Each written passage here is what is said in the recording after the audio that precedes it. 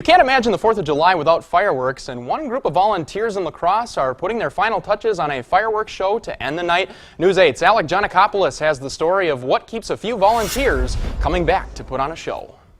Thanks, Jordan. The Skyrockers have been putting on a show for La Crosse for several decades, but last year they had to adjust for a rainy 4th of July. But through rain or shine, what seems to keep the Skyrocker that I talked to coming back is the joy that it brings.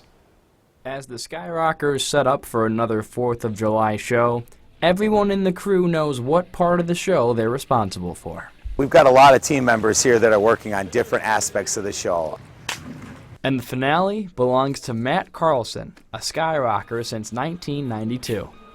Honestly, I wouldn't know what else to do on the 4th. The finale requires more than a firework per second to go off. A couple more 20s. This one here is gone in about 15 seconds. Probably a good, at least probably about 200, 300 shells. They all go off in about 2 minutes. Plenty of prep goes into a fireworks show as Matt digs bunkers for the fireworks to be in. Use the ground to, basically barricade us or absorb the shock or redirect, if something does go in the mortar before it decides to go up in the air. But what has kept Matt digging holes and wiring fireworks for the Skyrockers for almost 30 years? The crowd across the river. It makes it all worth it there to put in all that effort of not only the day of, but the days before and the day after. We enjoy watching Riverfest, I think, as much as Riverfest enjoys watching us.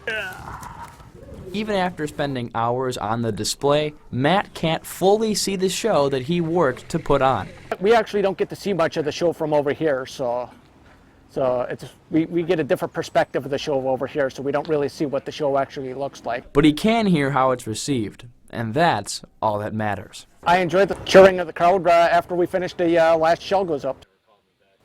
The show is funded by the community, and for the last 3 years, companies like Quick Trip have helped contribute a large part of the firework funding. Thanks a lot, Alec. And if you can't make the show tonight, it's not a problem. The Skyrockers will have a show at the end of Riverfest on Saturday night.